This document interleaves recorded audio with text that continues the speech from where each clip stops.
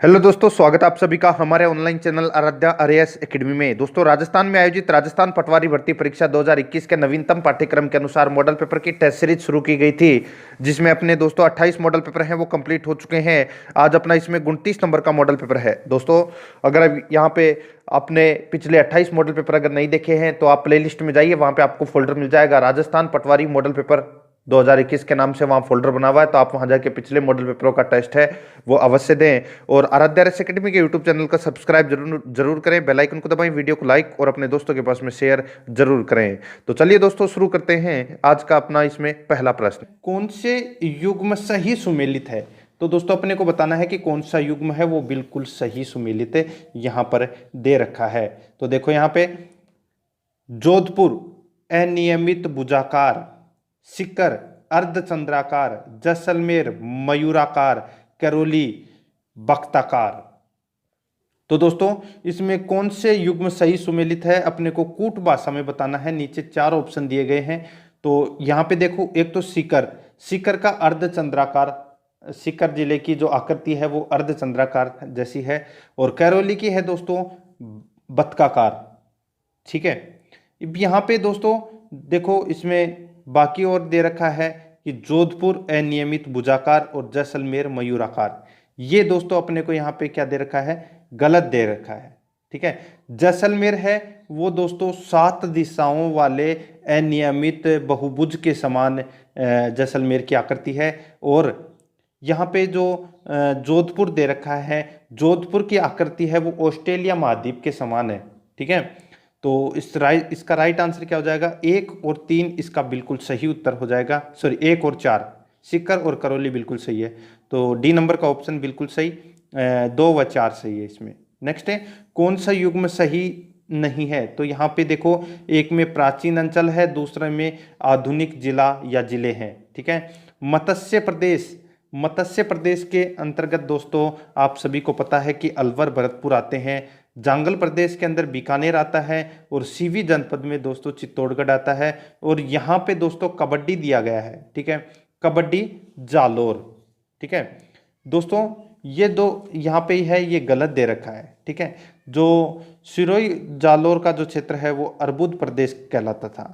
ठीक है, तो इसका राइट आंसर हो जाएगा वो है डी नंबर का जो ऑप्शन, इसका बिल्कुल सही उत्तर हो जाएगा। आगे चलते हैं। देखो, राजस्थान का राज्य खेल है, तो राज्य खेल कौन सा है? तो आप सभी को पता है कि बास्केटबॉल है, वो राज्य खेल है। नेक्स्ट क्वेश्चन है, मध्य प्रदेश राज्य के साथ राजस्थान राज्य के कितने जिलों की सीमा रेखा से जुड़ी हुई है? यानी कि मध्य प्रदेश की जो सीमा है वो राजस्थान के कितने राज्यों के साथ जुड़ी हुई है? तो इसका राइट आंसर हो जाएगा वो है 10 जिलों के साथ में जुड़ी हुई है। 5 नंबर प्रश्न है, आप यहाँ पे देख सकते हैं कि राजस्थान की पर्वत चोटियों को उनकी ऊंचाई के अनुसार अवरोही क्रम में अपने को दर्शाना है या बताना है। ठीक है, तो सबसे ऊंची चोटी कौन सी दे रखी है यहाँ पे? तो दोस्तों देखो, टोडगढ़, टोडगढ़ यहाँ पे जो सबसे ऊंची चोटी दे रखी है, जिसकी ऊंचाई 933 मीटर है। ठीक है, तो सबसे पहले यहाँ पे टोडगढ़, उसके बाद में देखो खो, जिसकी ऊंचाई होती है वो है 920 मीटर, और उसके बाद में बिलाली, बिलाली की है दोस्तों 775 मीटर, और रोजा बाखर की है दोस्तों 730 मीटर। ठीक है, देखो ये जो मध्य अरावली है, अरावली को 3 भागों में बांटा गया है, एक उत्तरी अरावली, एक मध्य अरावली और एक दक्षिणी अरावली। ठीक है, तो मध्य अरावली है, उसकी सबसे ऊंची चोटी है वो कौन सी मानी जाती है? तो वो मानी जाती है दोस्तों ये टोडगढ़। ठीक है, और आप सभी को पता है दक्षिणी अरावली की जो सबसे ऊंची चोटी है वो कौन सी है? तो वो है गुरु शिखर। और उत्तरी अरावली की अगर बात करें तो दोस्तों कौन सी है? सीकर जिले में कौन सी है? रघुनाथगढ़, जिसकी सबसे जो उत्तरी अरावली है उसकी सबसे ऊंची चोटी रघुनाथगढ़ है। ठीक है, तो इसका 1 नंबर का ऑप्शन सही उत्तर। आगे देखिए, 6 नंबर प्रश्न है, निम्नलिखित में से कौन सा पठार अरावली पर्वत से संबंध नहीं है? तो अरावली पर्वत से दोस्तों कौन सा इसमें संबंध नहीं है? तो यहाँ पे आप देख सकते हैं बघेलखंड का पठार है, ये अरावली पर्वतमाला से संबंध नहीं रखता है। ठीक है, सी नंबर का ऑप्शन इसका सही उत्तर। 7 नंबर प्रश्न है, राजस्थान के मरुस्थल में पाए जाने वाले अर्धचंद्राकार रेत के टीलों को क्या कहा जाता है? तो दोस्तों सबको पता है कि बरखान कहा जाता है अर्धचंद्राकार रेत के टीलों को। आगे देखिए दोस्तों, 1 नंबर प्रश्न है, इसमें देखो कथन ए और कारण आर दिया गया है दोस्तों। ठीक है, इसमें देखिए दोस्तों, अरावली पर्वत श्रेणी निकटवर्ती क्षेत्रों में मरुस्थलीकरण के प्रसार को सीमित करती है। ठीक है, ये है कथन ए। कारण आर देखो, अरावली पर्वत श्रेणी संपूर्ण राज्य में दक्षिण पश्चिम से उत्तर पूर्व की ओर अविच्छिन्न फैली हुई है। ठीक है, तो इसमें कौन से सही है, अपने को कूट भाषा में इसका सही उत्तर बताना है। तो इसका राइट आंसर हो जाएगा दोस्तों, ये दोनों ही कथन है, यानी कि कथन ए और कारण आर ये दोनों के दोनों हैं वो सही है, और आर ए की इसमें सही व्याख्या करता है। ठीक है, क्योंकि मरुस्थल को आगे बढ़ने से रोकने के लिए दोस्तों अरावली की महत्वपूर्ण भूमिका रहती है। ठीक है, A number option right answer. 9 number प्रश्न है, राज्य का सबसे ऊंचा पठार है तो दोस्तों कौन सा है? तो दोस्तों आप सभी को पता है कि राज्य का जो सबसे ऊंचा पठार है जिसको अपन उड़िया के पठार के नाम से जानते हैं। ठीक है, बी नंबर का ऑप्शन इसका राइट आंसर हो जाएगा। आगे देखिए, 10 नंबर प्रश्न है, राजस्थान में मई जून महीनों में उत्पन्न होने वाली धूल भरी आंधियों के लिए उत्तरदायी है। तो राजस्थान में मई जून महीनों में उत्पन्न होने वाली जो धूल भरी आंधियां हैं वो किसके लिए उत्तरदायी है? तो दोस्तों वो है इसमें कुछ स्थानों पर सहवनीय धाराओं की उत्पत्ति। ठीक है, एक नंबर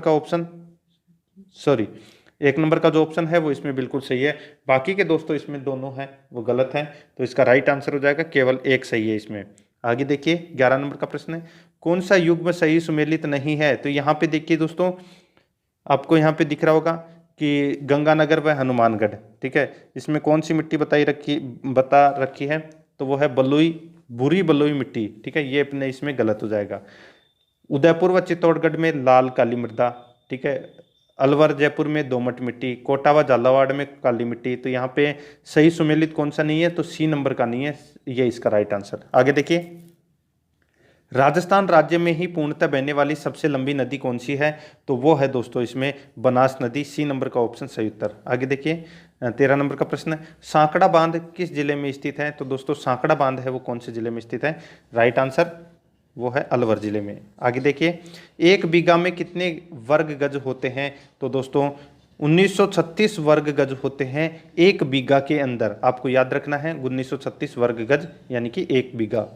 आगे देखो रेवेन्यू चैन तथा जरीब की लंबाई कितनी होती है? रेवेन्यू चैन तथा जरीब की लंबाई है वो कितनी होती है? तो वो होती है दोस्तों 33 फीट। कितनी? 33 फीट। नेक्स्ट है, झुंझुनू के संस्थापक थे तो दोस्तों कौन थे झुंझुनू के संस्थापक? वो थे दोस्तों मोहम्मद खां, ये झुंझुनू के संस्थापक थे। 17 नंबर प्रश्न है, दक्षिणी राजस्थान की जनजातियों में बड़ालिया का क्या अर्थ है? दक्षिणी राजस्थान की जनजातियों में बड़ालिया का क्या अर्थ है? तो वो है दोस्तों 2 पक्षों के मध्य विवाह संबंध में मध्यस्थता करने वाला, ये दोस्तों बड़ालिया का अर्थ है। 1 नंबर का ऑप्शन सही उत्तर। नेक्स्ट है, कणकती पहनी जाती है तो दोस्तों कणकती है वो किस में पहनी जाती है? तो ये कमर में पहनी जाती है कणकती, सी नंबर का ऑप्शन इसका सही उत्तर। 19 नंबर प्रश्न है, राष्ट्रीय स्तर पर किस राजधानी पोशाक को मान्यता मिली है? राष्ट्रीय स्तर पर किस राजस्थानी पोशाक को मान्यता मिली है? तो वो है दोस्तों जोधपुरी कोट को। ठीक है, नेक्स्ट है, आदिवासियों का कुंभ कहा जाने वाला बेणेश्वर मेला किस जिले में लगता है? तो कौन से जिले में लगता है? तो ये डूंगरपुर जिले में लगता है आदिवासियों का कुंभ, जिसको अपन बेणेश्वर धाम के नाम से जानते हैं। आगे देखियो, 21 नंबर प्रश्न है, सांबर झील में निम्न में से किस देवी का मंदिर स्थित है? तो यहाँ पर दोस्तों शाकंभरी माता का मंदिर है, तो ए नंबर ऑप्शन सही उत्तर। 22 नंबर प्रश्न है, सुमेलित करें। देखो यहाँ पे एक तरफ है दोस्तों जो संत संप्रदाय हैं, ठीक है, और दूसरी तरफ है दोस्तों स्थान दे रखा है, यानी कि दोस्तों इनकी जो दरगाह है वो कहाँ पर है, ठीक है, ये बताना है। तो देखो शेख हमूमुद्दीन मिठे महाबली की जो दरगाह है वो दोस्तों कहाँ पर है? तो वो गागरोन झालावाड़ में है। ठीक है, दूसरा देखो मौलाना जियाउद्दीन की दरगाह है वो कहाँ पर है? तो ये दरगाह कहाँ पर है, तो सबको पता होना चाहिए दोस्तों, ये जयपुर में है। ठीक है। शेख नजमुद्दीन की दरगाह है वो कहाँ पर है, तो ये दरगाह है दोस्तों फतेहपुर में। और शेख बाबा इसहाक की दरगाह कहाँ पर है, तो ये खाटू में है। तो इसका राइट आंसर क्या हो जाएगा, 2 1 4 3, यानी कि ए नंबर का जो ऑप्शन है वो इसका सही उत्तर हो जाएगा। 23 नंबर प्रश्न है, मृतक को शमशान ले जाने के लिए प्रयुक्त बांस या लकड़ी की अर्थी को कहा जाता है। मृतक को शमशान ले जाने के लिए प्रयुक्त बांस या लकड़ी की अर्थी को कहा जाता है, तो इसका राइट आंसर हो जाएगा वो है बैकुंठी। सी नंबर का ऑप्शन इसका सही उत्तर। नेक्स्ट है, रेगिस्तान का जल महल किसे कहा जाता है, तो ये कहा जाता है दोस्तों बटाटू का कुआं। ठीक है, बटाटू के कुआं को दोस्तों रेगिस्तान का जल महल कहा जाता है। ठीक है, और ये बटाटू का कुआं है वो कहाँ पर है, तो ये दोस्तों बाड़मेर के अंदर। ठीक है, बाड़मेर जिले के जो बायतू पंचायत समिति है वहाँ पर ये दोस्तों बटाडू गांव है। ठीक है, और वहाँ पर ये संगमरमर का कुआं बना हुआ है जिसको रेगिस्तान का जलमहल कहते हैं। आगे देखिए 25 नंबर प्रश्न है, सही सुमेलित नहीं है, एक तरफ मंदिर है दूसरी तरफ स्थान है। तो देखो यहाँ पे आपको ज्वाला माता का मंदिर, ये तलवाड़ा गलत दे रखा है दोस्तों। ज्वाला माता का मंदिर है ये कहाँ पर है, आप सभी को पता है कि जोबनेर में है।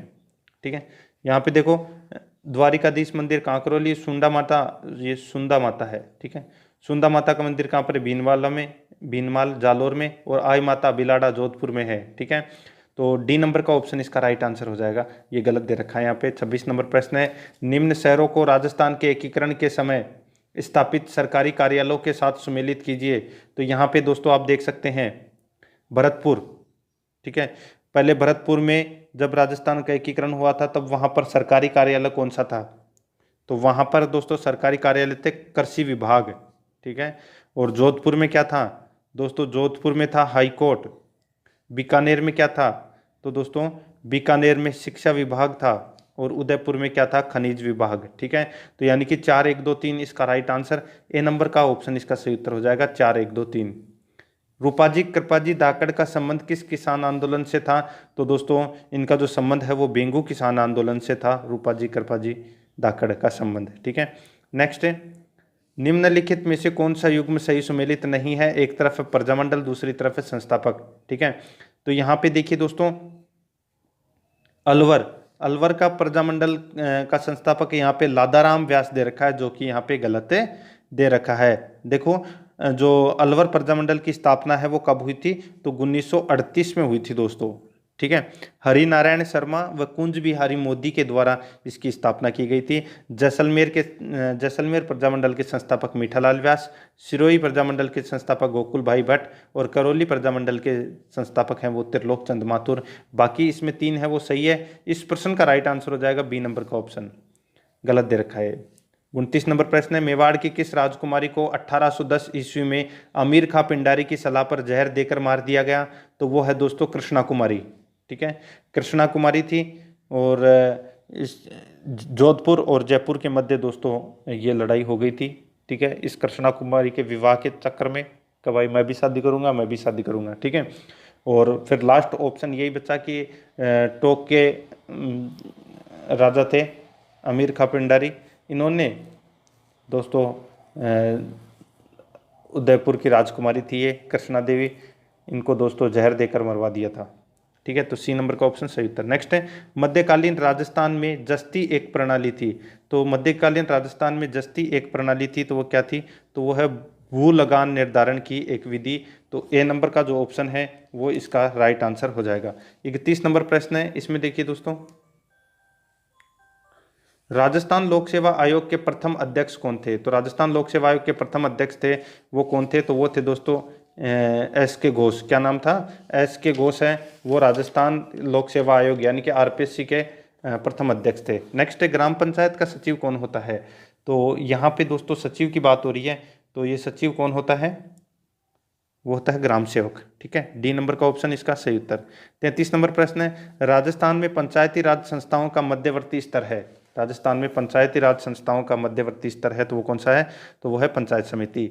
नेक्स्ट है 34 नंबर प्रश्न है, राज्य का मुख्य सचिव कार्य करता है, तो राज्य का मुख्य सचिव है वो देखो कैबिनेट के सचिव के रूप में कार्य करता है, बिल्कुल सही है। मुख्यमंत्री के सलाहकार के रूप में कार्य करता है, ये भी बिल्कुल सही है। सचिवों के मुखिया के रूप में भी कार्य करता है, बिल्कुल सही है। सिविल सेवा के प्रधान के रूप में भी कार्य करता है, ये भी बिल्कुल सही है। राज्य के प्रधान के रूप में, ये यहाँ पे गलत है। तो दोस्तों इसका राइट आंसर हो जाएगा 1, 2, 3, 4, ए नंबर का ऑप्शन इसका बिल्कुल सही।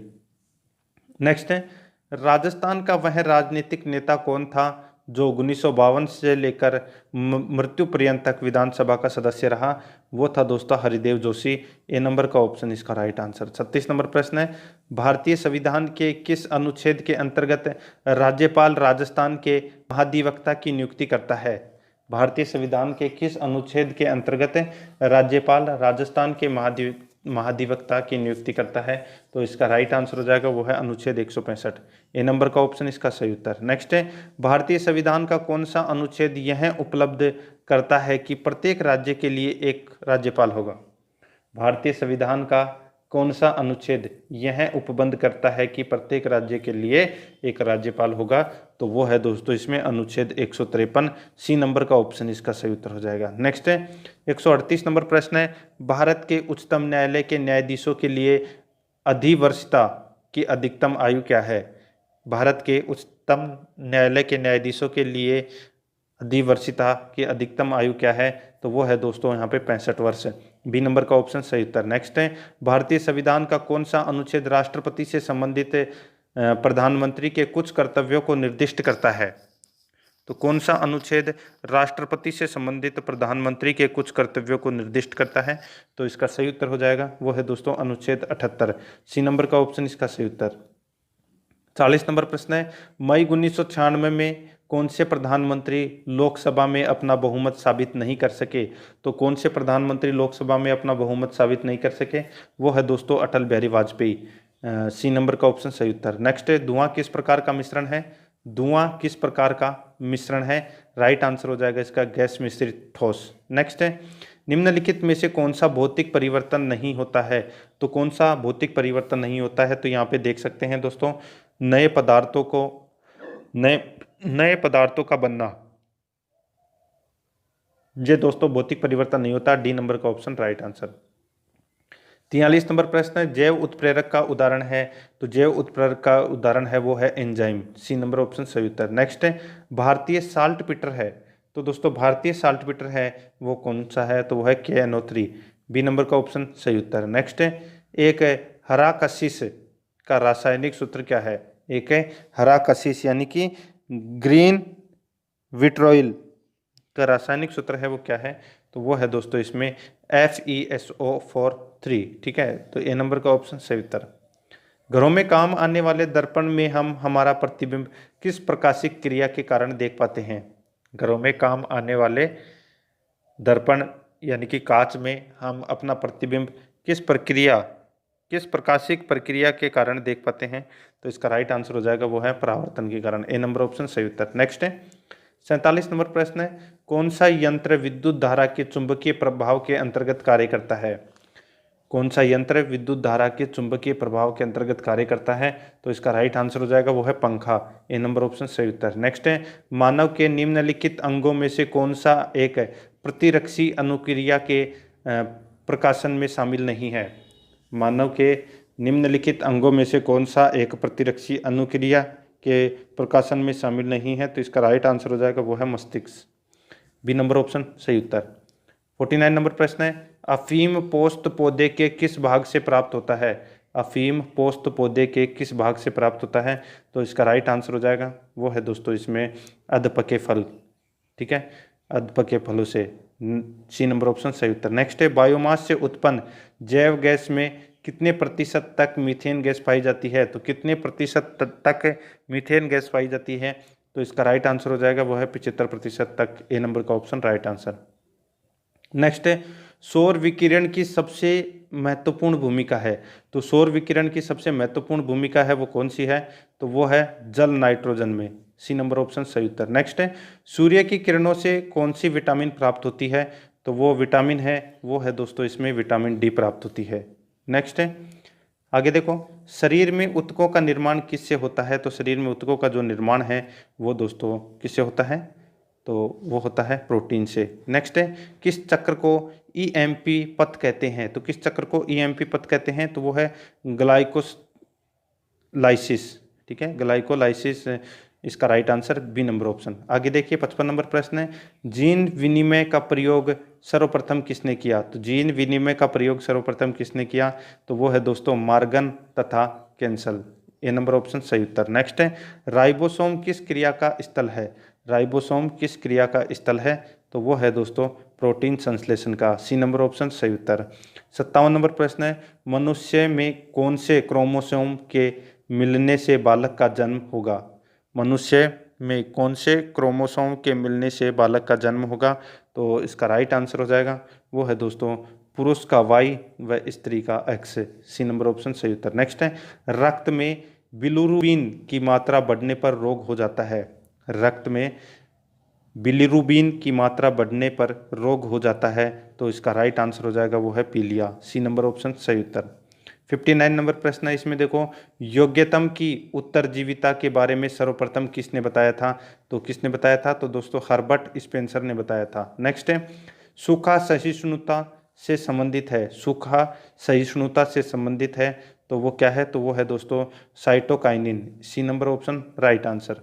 आगे देखिए 61 नंबर प्रश्न है, वर्तमान में राजस्थान विधानसभा के अध्यक्ष हैं तो कौन है? तो सीपी जोशी हैं। ए नंबर ऑप्शन सही उत्तर। नेक्स्ट है, 2019 में देश स्वच्छतम राजधानी का दर्जा देश की स्वच्छतम राजधानी का दर्जा है वो किसे मिला है? वो मिला है दोस्तों भोपाल को। नेक्स्ट है, अमेजिंग इंडिया पुस्तक के लेखक कौन है? तो इस पुस्तक के लेखक है दोस्तों नंदन नीलकेणी। नंदन नीलकेणी इस पुस्तक के लेखक हैं अमेजिंग इंडिया के। 64 नंबर प्रश्न है, बीकानेर प्रजामंडल की स्थापना किस वर्ष हुई थी? तो इसकी स्थापना है वो दोस्तों 1936 में हुई थी। बीकानेर प्रजामंडल की स्थापना किसके द्वारा की गई थी? तो मग्गाराम वैद्य के द्वारा की गई थी। नेक्स्ट है, रंग महल का संबंध किस राजा से है? तो इनका जो संबंध है वो दोस्तों छत्रसाल से है। ठीक है, बी नंबर ऑप्शन सही उत्तर।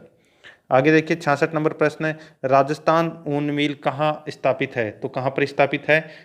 तो ये स्थित है दोस्तों बीकानेर में। नेक्स्ट है, यूरिया किस में संश्लेषित होता है? यूरिया किस में संश्लेषित होता है? तो वो यकृत में। नेक्स्ट है, राजस्थान से भारत की संसद में कुल कितनी सीटें हैं?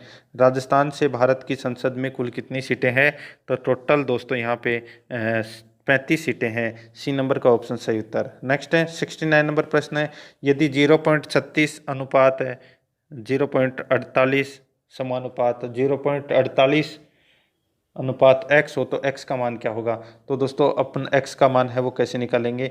तो सीधा सा सिंपल है, इसमें 0.48 इंटू 0.48 बटे 0.36 लिख देना और फिर अब आपस में मल्टीप्लाई कर लेना। ठीक है, तो इसका राइट आंसर आ जाएगा वो है 0.64। ठीक है, तो इसमें ए नंबर ऑप्शन सही उत्तर। 70 नंबर प्रश्न है, किसी धन पर एक निश्चित दर से 2 वर्ष का साधारण ब्याज 120 रुपये तथा चक्रवर्ती ब्याज 129 रुपये, तो ब्याज की दर है वो क्या होगी? तो दोस्तों यहाँ पे ब्याज की दर है वो क्या होगी? देखो साधारण ब्याज यानी कि 2 वर्ष का साधारण ब्याज है वो 120 रुपये है, यानी कि 1 वर्ष का कितना हुआ? 60 रुपये। कितना हुआ? 60 रुपये।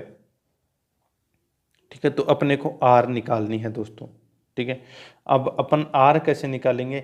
तो यहाँ पे चक्रवर्ती ब्याज बटे साधारण ब्याज दे रखा है, तो यहाँ पे देखिए दोस्तों 2 वर्ष का पूछा है तो 200 प्लस आर बटे 200, यानी कि यहाँ पे क्या दे रखा है? 129 बटे 120। ठीक है, 129 बटे 120। तो दोस्तों अगर अपन इसको हल करेंगे तो आर अपनी आ जाएगी 15%। ठीक है, कितनी आ जाएगी? 15%। नेक्स्ट है 71 नंबर प्रश्न है, 2 वृत्तों के व्यासों का योग 35 मीटर है तथा इनकी परिधियों का अंतर 22 मीटर है, तो छोटे वृत्त की त्रिज्या क्या होगी? तो छोटे वृत्त की त्रिज्या है वो क्या होगी? तो यहाँ पे दोस्तों आप देखिए कि व्यासों का योग कितना दे रखा है? 35 दे रखा है। ठीक है, 35 मीटर, और परिधियों का अंतर कितना दे रखा है? तो 22 मीटर दे रखा है। अब यहाँ पे R1 और R2 माइनस करेंगे, दो समीकरण बनेंगे। उन समीकरण को अगर अपन हल कर लेंगे तो दोस्तों यहाँ पे छोटे और बड़े वर्त की त्रिज्या है वो आ जाएगी। देखो R1 तो आएगी इसमें 7 और R2 वो आएगी दोस्तों इसमें 10.5। यहाँ पे क्या पूछा है, छोटे की, तो छोटे की क्या आएगी इसमें 7 मीटर, तो ए नंबर का ऑप्शन सही उत्तर। आगे देखिए दोस्तों 72 नंबर प्रश्न है, एक त्रिभुजाकार खेत की भुजाएं क्रमशः 20 मीटर, 21 मीटर तथा 29 मीटर लंबी है, तो खेत का क्षेत्रफल कितना है। तो दोस्तों खेत का क्षेत्रफल अपने को ज्ञात करना है, पहले त्रिभुज का परिमाप ज्ञात करेंगे, ठीक है। इन तीनों को प्लस कर लेंगे, 20 + 21 + 29 कितने होते हैं, तो टोटल हो जाएंगे दोस्तों 70, यानी कि त्रिभुज का परिमाप कितना है 70। अर्ध परिमाप कितना होगा, तो 70/2 कर दो तो कितना हो जाएगा 35, ठीक है। अब अपने को त्रिभुज के क्षेत्रफल का सूत्र लगाना है। आप सभी को पता है कि त्रिभुज का क्षेत्रफल का सूत्र क्या होता है, तो √S फिर S-A फिर S-B और फिर S-C, ये रूट के अंदर आएगा, ठीक है। यानी कि शुरुआत में 35, ठीक है, फिर 35 में से भी गए कितने बचे, तो दोस्तों 15 बचे, 35 में से 21 गए तो कितने बचे 14 बचे, और 35 में से 29 गए तो कितने बचे 6 बचे, ठीक है। ये रूट के अंदर है, इसको अपन मल्टीप्लाई करेंगे 35 × 15 × 14 × 6, ठीक है। इसको मल्टीप्लाई करेंगे तो अपना आ जाएगा 44,100, ठीक है। और ये किसका रूट होता है, तो ये 210 का रूट होता है दोस्तों, ठीक है। तो इसमें बी नंबर का ऑप्शन सही उत्तर। आगे देखिए 73 नंबर प्रश्न है, किसी वर्त की त्रिज्या में 1 सेमी की वृद्धि करने पर इसके क्षेत्रफल में 22 वर्ग सेमी की वृद्धि हो जाती है, तो वर्त की प्रारंभिक त्रिज्या कितनी है। तो वर्त की प्रारंभिक त्रिज्या यानी कि देखो अपने को वर्त का क्षेत्रफल निकालना पड़ेगा इसमें। तो वर्त का क्षेत्रफल क्या होता है कि πr², ठीक है। तो यहाँ पे देखो 1 सेंटीमीटर त्रिज्या में वृद्धि करने पर, ठीक है, ये तो त्रिज्या यानी कि R+1 हो जाएगा इसमें, ठीक है। और नए वर्त का क्षेत्रफल अपन क्या निकालेंगे, तो यानी कि π(R+1) का स्क्वायर, ठीक है। और फिर ये क्वेश्चन अपन सोल्व कर लेंगे तो अपनी R आ जाएगी इसमें 3 सेंटीमीटर, तो सी नंबर का ऑप्शन सही उत्तर। आगे देखिए एक समकोण त्रिभुज का क्षेत्रफल 30 वर्ग मीटर है, यदि त्रिभुज का आधार 5 मीटर हो तो त्रिभुज की ऊंचाई क्या होगी। तो सीधा सा सिंपल है, यहाँ पे दोस्तों क्या दे रखा है कि समकोण त्रिभुज का क्षेत्रफल क्या होता है सूत्र, तो 1/2 इंटू आधार इंटू ऊंचाई, तो यानी कि 1/2 इंटू आधार कितना दे रखा है 5, और ऊंचाई अपने को यहाँ पे निकालनी है, ठीक है। तो क्या हो जाएगा 5 1/2 इंटू 5, ठीक है, बराबर कितना हो जाएगा 30, ठीक है। अब देखिए दोस्तों 5 को इसमें 30 में अपन 5 का भाग देंगे तो कितना आ जाएगा, तो आ जाएगा दोस्तों 6, काट लेंगे इसको, और 6 × 2 कितना हो जाएगा 12, तो इसमें डी नंबर का ऑप्शन सही उत्तर हो जाएगा 12। देखो एक कमरे की 4 दीवारों का क्षेत्रफल 220 वर्ग मीटर है, इसकी चौड़ाई तथा ऊंचाई क्रमशः 8 मीटर व 5 मीटर है, तो कमरे की लंबाई क्या होगी। कमरे की लंबाई अपने को निकालना है तो सबसे पहले कमरे की दीवारों का क्षेत्रफल अपने को निकालना है। तो कमरे की दीवारों का क्षेत्रफल कितना हो जाएगा 2 इंटू ब्रैकेट में लंबाई इंटू चौड़ाई, फिर ब्रैकेट बंद, फिर ऊंचाई बराबर 220, ठीक है। तो 2 इंटू लंबाई प्लस यहाँ पे ऊंचाई दे रखी है दोस्तों कितनी 8, फिर यहाँ पे जो चौड़ाई यहाँ पे 8 दे रखी है, और ऊंचाई कितनी दे रखी है तो 5 दे रखी है, ठीक है, बराबर 220। अब दोस्तों इसको सॉल्व कर लो, यानी कि लंबाई प्लस 8 बराबर 22, ठीक है। तो 22 में से 8 गए तो कितने बच गए 14 मीटर बच गए, तो इसका राइट आंसर कमरे की लंबाई 14 मीटर होगी। नेक्स्ट है एक 40 मीटर लंबे तथा 15 मीटर चौड़े बरामदे को आयताकार पत्थरों से पक्का करना है, यदि प्रत्येक पत्थर का आकार 40 मीटर हो तो पत्थरों की संख्या कितनी होगी। तो पत्थरों की संख्या यहाँ पे ज्ञात करनी है, तो देखो बरामदे का क्षेत्रफल बराबर लंबाई इंटू चौड़ाई, लंबाई है 40 मीटर यानी कि 4000 सेमी हो जाएगा, ठीक है। और यहाँ पे 15 मीटर चौड़े यानी कि 15 मीटर का कितना हो जाएगा तो 1500 सेमी, ठीक है, सेंटीमीटर। अब अपने को यहाँ पे निकालना है कि पत्थरों की संख्या निकालनी है, तो पत्थरों की संख्या क्या निकालेंगे कि बरामदे का क्षेत्रफल बटे पत्थर का क्षेत्रफल, यानी कि यहाँ पे देखो 4000 सेमी है तो 4000 इंटू 1500 बटे 40 इंटू 15, ठीक है, ये आ जाएगा दोस्तों। अब आप इसको सोल्व कर सकते हैं, ठीक है। ये कितनी बार गया, ये 100 बार गया, और ये कितनी बार गया, ये भी 100 बार गया, ठीक है। तो 100 इंटू 100 कितना होता है, तो दोस्तों 10,000 हो जाएगा, और 10,000 पत्थर लगेंगे इसमें। सी नंबर का ऑप्शन सही उत्तर। देखो, कोई धन चक्रवर्ती ब्याज पर 3 वर्ष में 6,690 रुपये तथा 6 वर्ष में 10,035 रुपये हो जाता है, तो धन ज्ञात कीजिए। ब्याज है वो वार्षिक देय है, ठीक है, ब्याज है वो वार्षिक देय है। तो मानना मूल्य लैसे है, यानी कि इसमें दोस्तों मूलधन 1 प्लस दर बटे 100 का क्यूब बराबर कितना दे रखा है, 6,690, ठीक है। तो इसमें दोस्तों अपने को समीकरण बनाना है, 2 समीकरण बनेंगे, और सीधा सा है। इसमें देखो 3 वर्ष में चक्रवर्ती ब्याज है वो 6,690 रुपये है, और 6 वर्ष में ये हो जाता है, तो आप 3 वर्ष का चक्रवर्ती ब्याज माइनस करके आप निकाल लीजिए, ठीक है। जब निकालोगे तो उससे मल्टीप्लाई आप कर देना, ठीक। तो सीधा सा है, आप ऑप्शन उठा के भी कर सकते हो, इसको ऑप्शन पहला ही उठा के कर सकते हो, तो इसका राइट आंसर हो जाएगा ए नंबर का ऑप्शन, ठीक है। आगे देखिए 78 नंबर प्रश्न। सीताराम ने 7,500 रुपये 6 माह के लिए 8% वार्षिक दर से जमा कराए, जबकि ब्याज तिमाही है 6 माह के बाद उसे कितना धन मिलेगा। तो 6 माह के बाद उसे कितना धन मिलेगा, तो यहाँ पे देखो दर कितनी दे रखी है, तो 8, ठीक है। तो यहाँ पे तिमाही है, तो दोस्तों 8/4 यानी कि 2% इसमें क्या हो जाएगा, दर, ठीक है। समय दोस्तों 1/2, ठीक है, और तिमाही है तो 4, यानी कि 2 वर्ष का इसमें समय हो जाएगा। अब मिश्रधन यहाँ पे दे रखा है कितना, 7,500 इंटू ब्याज तो 102/100, ठीक है, बराबर। अब अपन इसको सोल्व कर लेंगे, तो सोल्व करेंगे तो कितना हो जाएगा, तो 75 इंटू 102 कितना हो जाएगा, तो 7,803, इसका right answer C number option. 79 number प्रश्न है, इसमें देखो 5, 348, 564, 689, ठीक है, और 716, 780, 788 में गलत पद ज्ञात करो। तो दोस्तों गलत पद अपने को यहाँ पे ज्ञात करना है। इस प्रश्न का उत्तर वो आपको कमेंट में बताना है कि क्या हो जाएगा, आगे कौन सी संख्या आएगी और गलत कौन सी संख्या है, ठीक है। 80 नंबर प्रश्न है, देखो किसी धन पर एक निश्चित दर से एक निश्चित समय के लिए साधारण ब्याज मूलधन का 16/25 है। यदि दर प्रतिशत वार्षिक तथा वर्षों के संख्यात्मक मान बराबर हों तो दर ज्ञात कीजिए। तो दोस्तों दर अपने को यहाँ पे ज्ञात करनी है, तो माना मूलधन इंटू समय है, ठीक है, यानी कि ब्याज का सूत्र लगेगा तो मूलधन इंटू दर इंटू समय बटे 100, ठीक है, दर बराबर समय। तो यहाँ पे निकालना है, सीधा सा है, ब्याज निकालना है, तो यहाँ पे x इंटू आर बटे 100, ठीक है। यहाँ पे 16 दे रखा है दोस्तों, यहाँ पे मूलधन, ठीक है, तो 16x/25, ठीक है।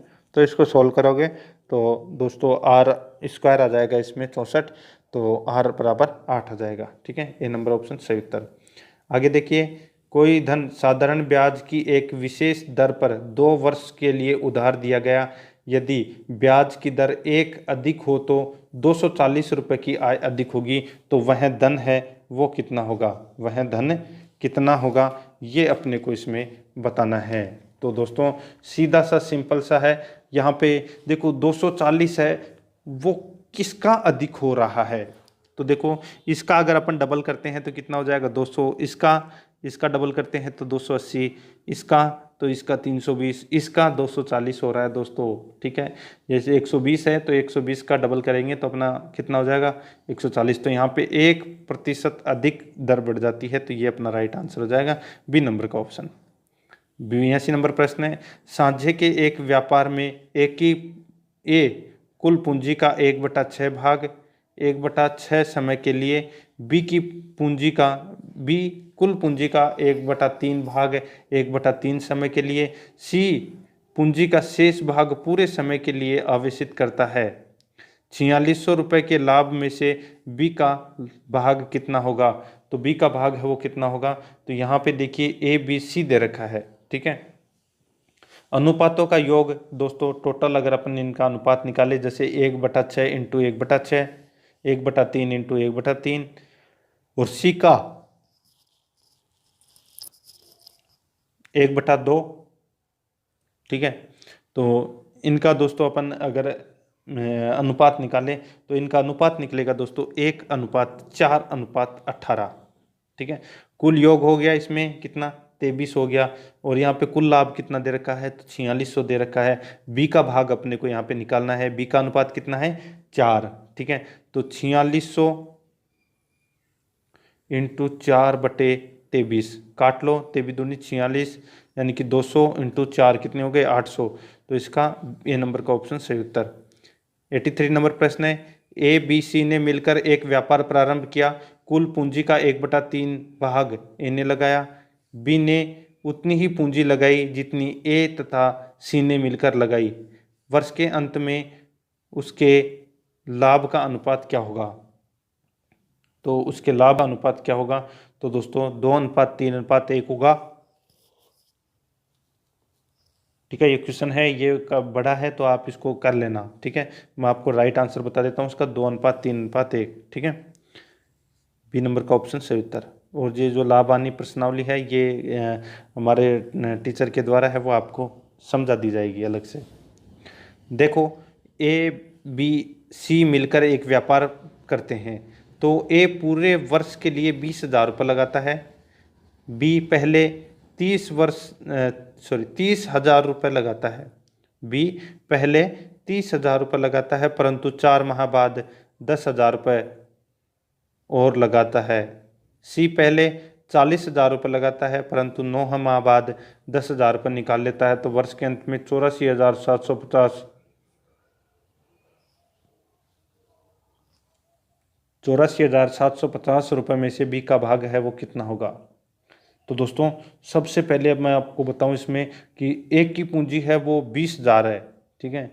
और ये पूरे वर्ष के लिए 20,000 रुपये लगाता है। तो आपको क्या करना है, आगे देखिए। बी पहले 30,000 रुपये लगाता है, परंतु 4 माह बाद 10,000 रुपये निकाल लेता है, ठीक है।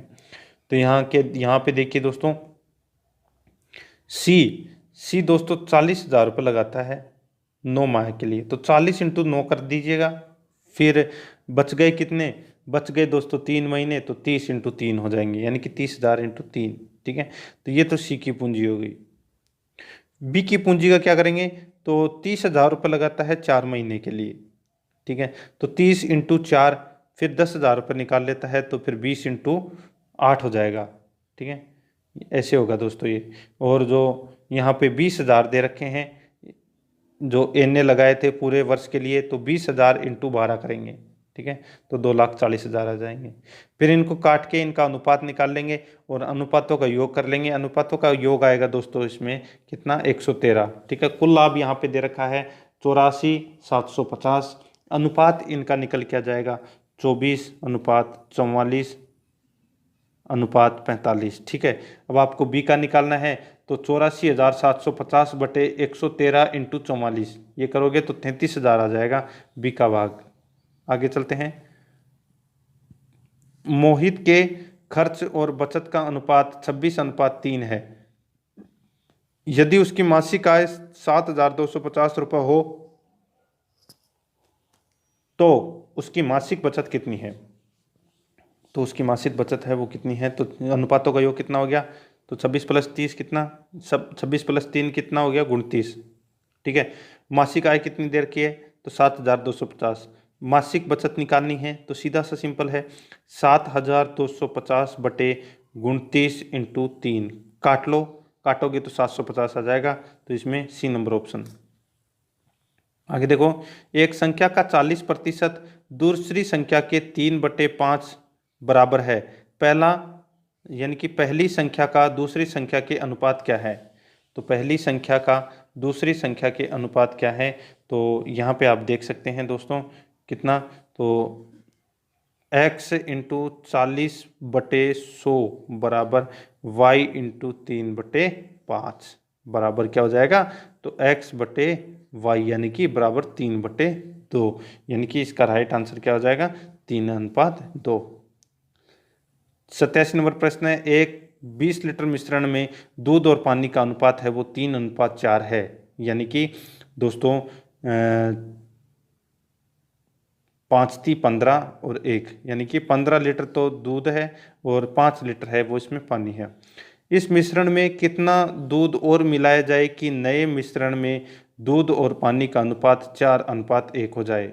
ठीक है, तो दोस्तों सीधा सा है, यहाँ पे 20 कर दो, यानी कि 5 लीटर और मिला दो, तो ये 1 हो जाएगा इसका अनुपात, और इसका क्या हो जाएगा, 4 हो जाएगा, तो 5 लीटर और मिला दो इसमें, तो ए नंबर ऑप्शन सही उत्तर। 88 नंबर प्रश्न है, ए अनुपात बी बराबर 5:7 हो तो 3a + 5b 5a - 2b का मान ज्ञात कीजिए। तो दोस्तों अब इसका मान ज्ञात करना है, तो मान कैसे ज्ञात करेंगे, तो यहाँ पे दे रखा है,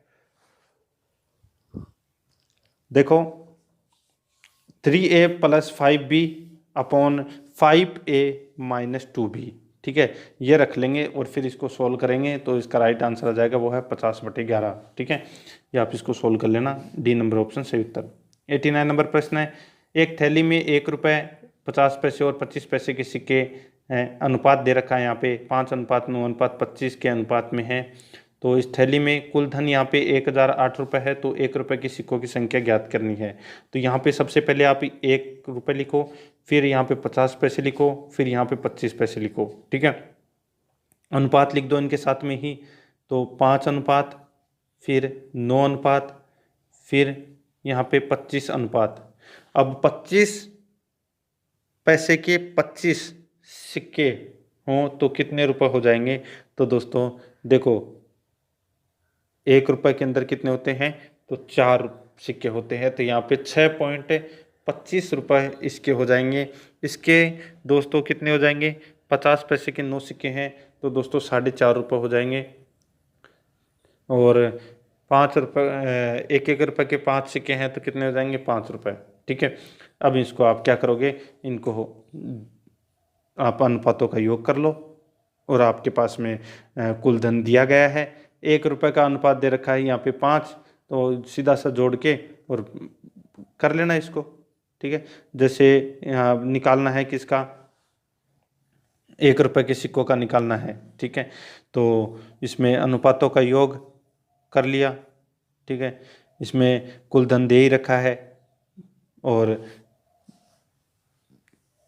तो 5 बटे अनुपातों का योग इंटू 1008 कर लोगे, तो इसका राइट आंसर निकल के आ जाएगा, वो है दोस्तों 320। तो इसमें ए नंबर ऑप्शन सही उत्तर हो जाएगा।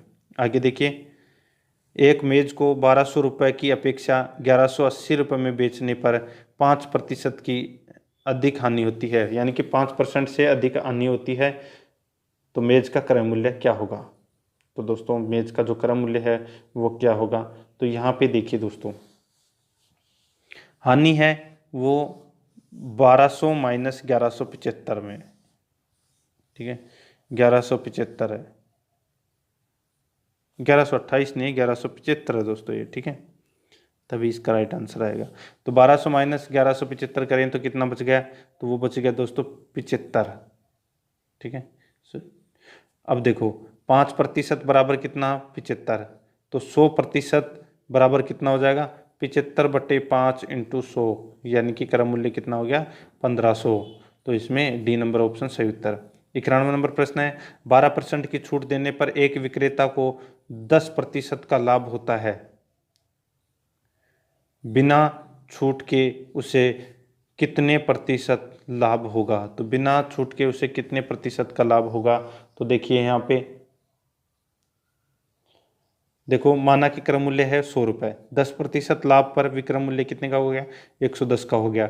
ठीक है, अब अंतिम मूल्य ज्ञात करना है अपने को, तो 110 × 100 बटे 88, ठीक है, 12% की छूट दी है उसने। तो इसको काटेंगे तो अपना कितना आ जाएगा, 125, ठीक है। यानी कि बिना छूट के लाभ है वो 25% का होगा। तो इसमें सी नंबर ऑप्शन सही उत्तर। देखो, किसी घड़ी के अंतिम मूल्य पर 10% की छूट देने के बाद का मूल्य 1080 रुपये है। यदि छूट नहीं दी जाती हो तो 20% होता है। यानी कि एक घड़ी का अंकित मूल्य 10% की छूट देने के बाद कितना, 1080, यानी कि वो कितने की थी, 1200 रुपये की कोई चीज़ थी, ठीक है। तो उस पर 10% की छूट दी गई, तो यानी कि 120 रुपये कम कर दिए, तो कितने हो गए, 1080 बच गए। यदि छूट नहीं दी जाती हो तो 20% होता। तो क्रय मूल्य बताओ। तो क्रय मूल्य है वो दोस्तों अपने को यहाँ पे बताना है। बहुत ही अच्छा क्वेश्चन है।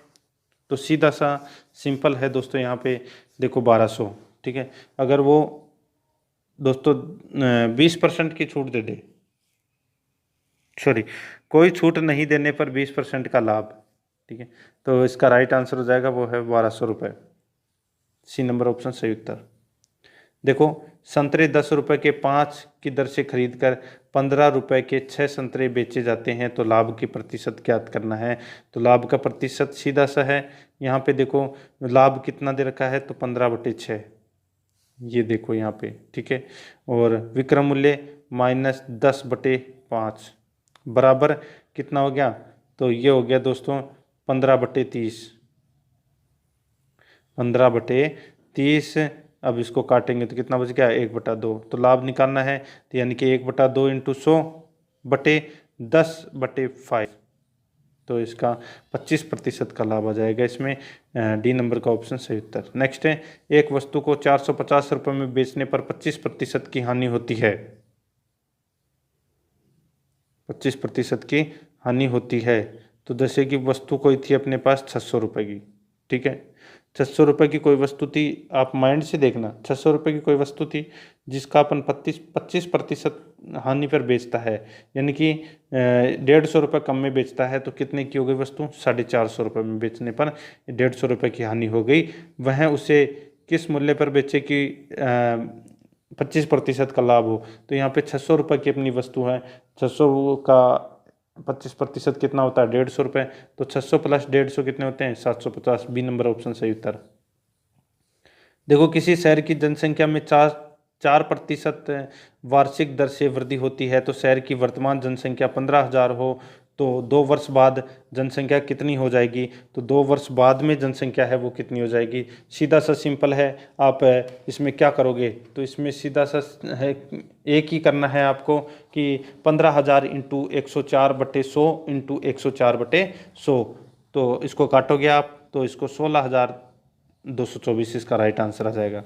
96 नंबर प्रश्न है, एक कर्मचारी के वेतन में 4% की कमी कर दी गई, कुछ माह बाद उसके वेतन में 50% की वृद्धि की गई, इससे उसे कितने प्रतिशत की हानि हुई, इससे उसे कितने प्रतिशत की क्या हुई, हानि हुई। तो दोस्तों देखिए, यानी कि वेतन है वो कितना है, 100 रुपये, ठीक है। कि वेतन कितना है, 100 रुपये। तो कर्मचारी का वेतन अपने को यहाँ पे निकालें तो 100 माइनस 40% की कमी कर दी, यानी कि 100 माइनस 40 कितना हो गया, तो दोस्तों 60 हो गया। इंटू फिर 50% की क्या कर दी, वृद्धि कर दी। यानी कि जैसे कि मैं आपको इसमें डायरेक्ट बता देता हूँ कि एक कर्मचारी का वेतन है वो 100 रुपये है, ठीक है। 40% की कमी कर दी, यानी कि अब उसके पास कितने बचे, 60 रुपये उसकी तनख्वाह है। कुछ माह बाद उसके वेतन में 50% की वृद्धि कर दी, यानी कि वृद्धि है वो 60 रुपये के अंदर की गई है। तो 60 में का 50% कितना हो गया, तो वो हो गया 30। तो यानी कि 30 इसमें और जोड़ दिए, तो कितने हो गए, 90। पहले कितनी थी, तो पहले 100 रुपये थी, अब कितने मिल रहे हैं, अब 90 मिल रहे हैं। तो घाटा कितने का हुआ, 10% का। ए नंबर का ऑप्शन सही उत्तर। नेक्स्ट है, देखो 75 मिलीलीटर व 1.75 लीटर का कितने प्रतिशत है, का कितने प्रतिशत है। तो यहाँ पे देखो 1.5 लीटर बराबर कितना हो गया, 1750 मिलीलीटर, ठीक है। तो 75/1750 ये 75 इंटू 100, ठीक है। इसको काटोगे आप तो 4 से ही 2/7 आ जाएगा। ये इसका राइट आंसर बी नंबर का ऑप्शन। आगे देखिए, 192 का 12.5% बराबर x का 50% हो तो x का मान ज्ञात करो। तो x का मान अपने को यहाँ पे ज्ञात करना है, तो क्या हो जाएगा, तो 192 इंटू 12.5/100 बराबर x इंटू 50/100। तो x बराबर कितना आ जाएगा, 48। तो इसमें डी नंबर ऑप्शन सही उत्तर। 99 नंबर प्रश्न है, किसी भिन्न के अंश में 350% वृद्धि करने तथा इस भिन्न के हर में 300% की वृद्धि करने पर नई भिन्न हो तो मूल भिन्न 9/22 क्या होगी। तो इसका राइट आंसर हो जाएगा, वो है दोस्तों इसमें 4/11, ठीक है, ये होगी दोस्तों। तो इसमें डी नंबर ऑप्शन सही उत्तर। आगे देखिए, 50 तक सभी सम प्राकृत संख्याओं का औसत कितना है। तो कितना हो जाएगा, तो 25 इंटू 26/25, ठीक है। 25 से 25 कट गया, 26 इसका राइट आंसर हो जाएगा। आगे चलते हैं, 8 लड़कों के समूह में से एक लड़का चला गया तथा 56 किग्रा भार वाला एक नया लड़का इसमें सम्मिलित हो गया। इससे समूह का औसत भार 2.5 किग्रा की वृद्धि हो गई। समूह में जाने वाले लड़के का भार कितना था, ठीक है। तो यहाँ पे देखो, नए लड़के का भार कितना है, 56 किलो। औसत भार में वृद्धि कितनी की हुई, तो 2.5 किलो की वृद्धि हुई। कुल वजन है वो कितना हो जाएगा, तो 8 इंटू 2.5, ठीक है। तो आगे देखो, पुराने लड़के का भार है वो कितना है, तो वो है दोस्तों 56। और यहाँ पे 8 इंटू 5 कितना, 8 इंटू 2.5 यानी कि कितने किलो का है, तो वो 20 किलो का है। तो 56 माइनस 20 कितना हो गया, तो दोस्तों 36 किलो का वो लड़का था, ठीक है। समूह से जाने वाले लड़के का भार कितना था, 36 किलो का। तो इसका right answer D number option. एक 2 नंबर प्रश्न है, किसी परीक्षा में छात्र तथा छात्राओं का औसत प्राप्तांक क्रमशः 71 और 73 है। समस्त विद्यार्थियों के औसत प्राप्तांक 71.8 है, तो छात्रों तथा छात्राओं का अनुपात क्या है। तो यहाँ पे देखो, छात्रों तथा छात्राओं का अनुपात है वो क्या दे रखा है, तो छात्रों का औसत प्राप्तांक दे रखा है दोस्तों 71 और छात्राओं का औसत प्राप्तांक 73 दे रखा है। कुल अंक यहाँ पे 71x इंटू +73y, ठीक है। तो समस्त विद्यार्थियों को औसत प्राप्तांक यहाँ पे 71.8 हो जाएगा, ठीक है। तो इसको अपन आगे सोल्व करेंगे, इतना तो मैंने आपको बता दिया। तो इसका राइट आंसर हो जाएगा वो है 3:2। तो इसका ए नंबर ऑप्शन सही उत्तर। नेक्स्ट है, एक क्रिकेट टीम के खिलाड़ी की आयु 18 वर्ष तथा 20 वर्ष है। उनके स्थान पर 2 नए खिलाड़ी लेने से क्रिकेट टीम की औसत आयु 2 माह की वृद्धि हो जाती है। 2 नए खिलाड़ियों की औसत आयु कितनी है, तो सीधा सा है, यहाँ पे क्रिकेट टीम में खिलाड़ियों की संख्या कितनी होती है, 11, ठीक है। तो यहाँ पे 2 माह की वृद्धि हुई है सभी खिलाड़ियों में, तो 11 इंटू 2 यानी कि 22 माह की क्या हो गई, वृद्धि हो गई। 2 पुराने खिलाड़ियों का औसत कितना था, तो 18 + 20 वर्ष, ठीक है। तो 18 + 20/2 यानी कि 16 वर्ष, ठीक है। नए खिलाड़ियों का औसत कितना है, तो 2 इंटू 19 + 12 माह बटे 2 यानी कि 16, ठीक है। तो यहाँ पे 19 वर्ष 11 माह इसका राइट आंसर हो जाएगा, सी नंबर ऑप्शन सही उत्तर। यहाँ पे देखो, शब्द दे रखा है, नोवेल में कितने ऐसे अक्षर युग्म हैं जिनके बीच उतने ही अक्षर हैं जितने कि अंग्रेजी वर्णमाला में उनके बीच होते हैं, ठीक है। तो यहाँ पे देखो कितने ऐसे हैं, 3, कितने हैं, 3 हैं ऐसे। तो यहाँ पे देखो LMNO, एक तो ये रहा, ठीक है। और देखो इसमें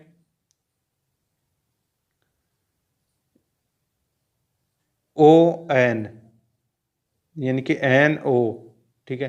तो एक ये भी इसमें हो गया, कितने, 2। आगे देखो दोस्तों, यहाँ पे 2 तो अपन को दिख गए। एक देखो इसमें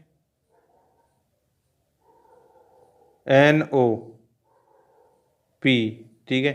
तो QRS तो इसमें दोस्तों 3 युग्म है, ठीक है, आप देख लेना, इसमें सी नंबर का ऑप्शन सही उत्तर हो जाएगा। नेक्स्ट है, इसमें देखो कुल कितने वर्ग हैं, तो इसमें देखो 3 और 3 6, 3 3 9, 9 तो सीधे ही हो गए, ठीक है। और बाकी इसमें एक 10 है, एक 11, एक 12 और एक 13 और एक ये पूरा 14 है, तो इसमें सी नंबर ऑप्शन सही उत्तर है। यदि पीले को लाल और लाल को नीला और नीला को सफ़ेद कहा जाए तो खून का रंग कैसा होगा, तो खून का रंग है वो दोस्तों नीला होगा। डी नंबर ऑप्शन सही उत्तर। नेक्स्ट है, निम्न में विसंगत चुनिए, तो विसंगत चुनना है गाजर, भिंडी, करेला, लौकी। तो यहाँ पे जो गाजर है वो दोस्तों ज़मीन के अंदर उगती है, बाकी सभी की सभी बाहर है। नेक्स्ट है, निम्न में से विसंगत चुनिए, नाक, कान, आँख, चश्मा।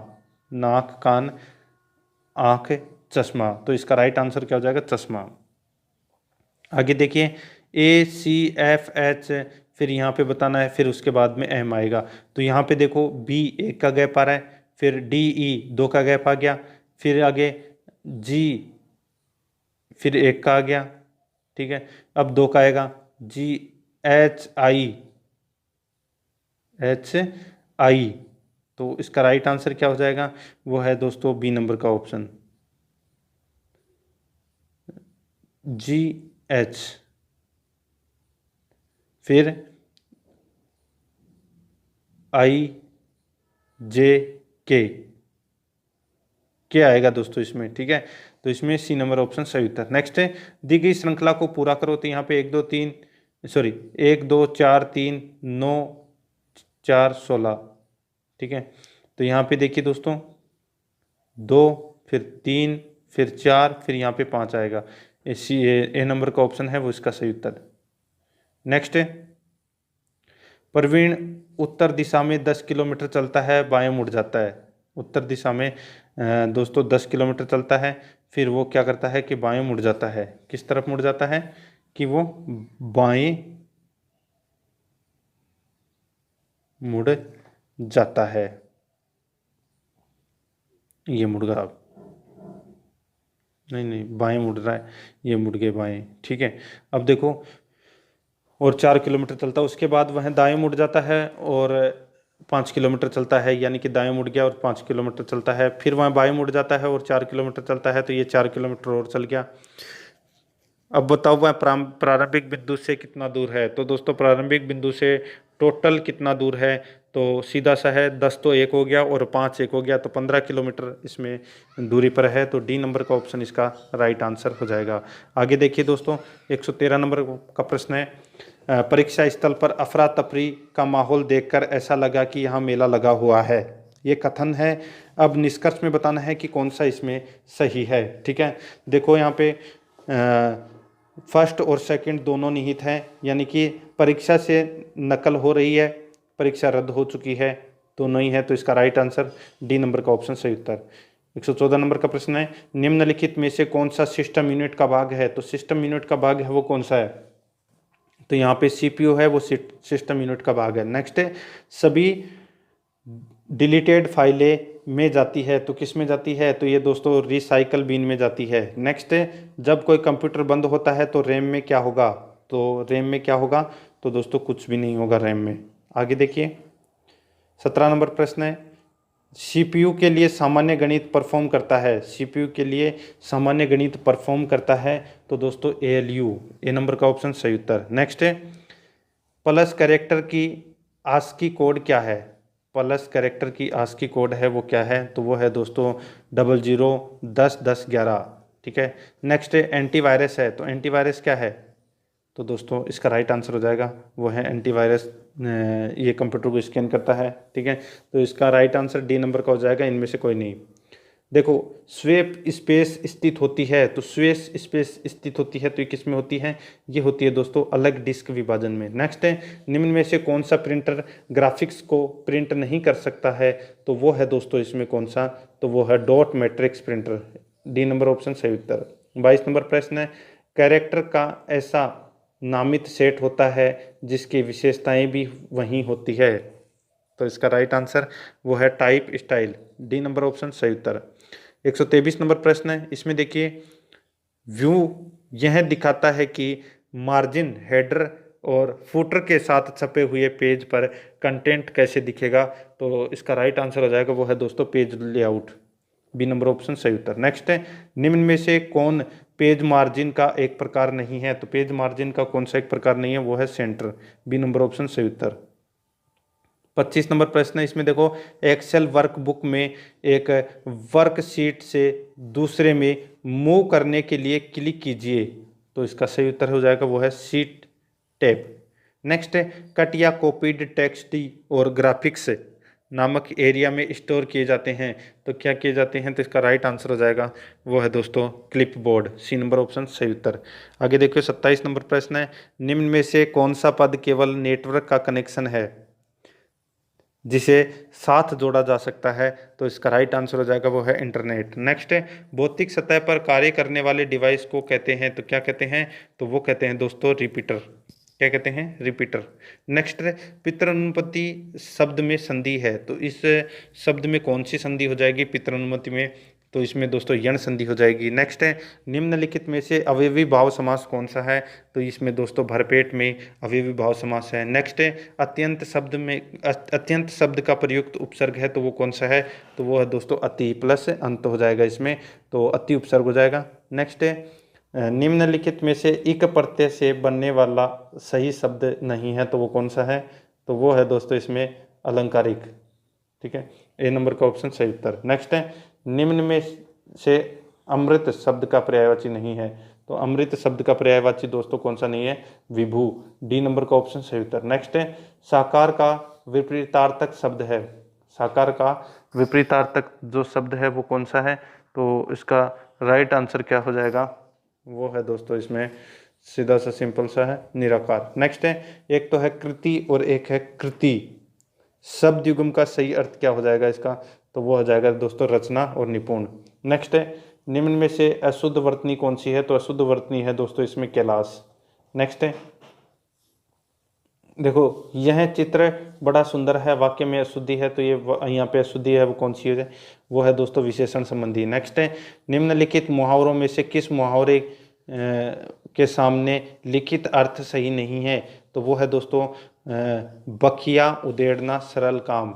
सी नंबर ऑप्शन सही उत्तर हो जाएगा। नेक्स्ट है 139 नंबर प्रश्न है, अपराध किसी का दंड किसी को के निकटतम अर्थ में प्रयुक्त लोकोक्ति है। तो इसका सही उत्तर हो जाएगा वो है दोस्तों खेत हाय गधा मार। खेत खाए गधा मार। नेक्स्ट है, देखो जुडिशियल शब्द का समानार्थक हिंदी परिभाषिक शब्द है वो कौन सा है?